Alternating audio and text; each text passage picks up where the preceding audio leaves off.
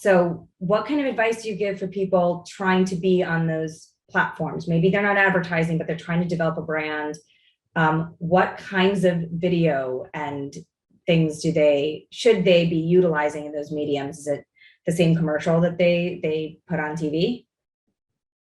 Well, if you're utilizing TikTok, you certainly don't want to. TikTok is a far more organic and of the moment medium than something like TV. So I think authenticity. I think really it's about not so much what's the video going to look like, but more like just find the emotion. We just talked about a couple of don'ts, which was don't generalize, don't misinterpret and rely on humor. A big do is give your multicultural audience a voice and empower them. Draw them in, make them feel seen, make them feel comfortable. That could look like one of your team members who are part of that community, right? We've talked about building that team and hiring. Okay, so we've hired that Vietnamese speaker, maybe using him as the curator of your socials, letting him interact with the community and really putting them in front.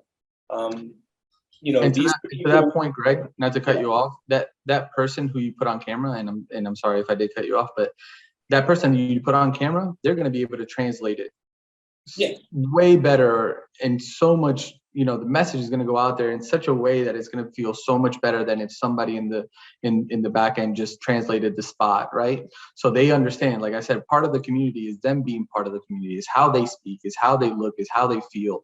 And once you put them on camera, or you put them in a spot, or you put them in a still, right, and just a display ad, it goes a very, very long way. Yeah, putting them in a display ad certainly is a step one, but it's a lot more than just representation.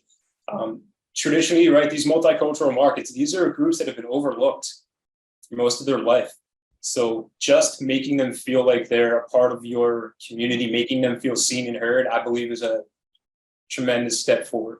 And that can be something as simple as, Sue, you mentioned that we have some auto dealers on the call at the top of this. I'm just thinking, if you're an automotive dealer, a car delivery video, or just making sure that these people are in fact the face of your socials. I think that goes far. Yeah. Don't be afraid to invest in your team, like we had mentioned before. When you empower them, there are a couple things that happen. Not only does the community get to see, oh, if someone looks like me, I'm more inclined to engage. It's the same thing we say to people in positions of power, right? If I don't feel like someone who looks like me can get to President of the United States, is that going to be something that I'm going to put on my list of things that I could accomplish? Probably not.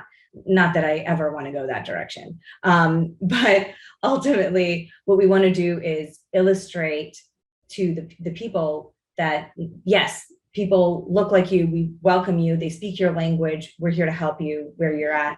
But that person also then feels really empowered, and they feel really connected, and they then become advocates within the community to represent your brand. And I think we all hope that all of our employees just do that organically, but you give them a little bit of buy-in, you give them a little bit of that support, and the loyalty goes that both ways too, not just to the consumer, but from that employee too. Feeling heard and seen and empowered is huge for the individual as well.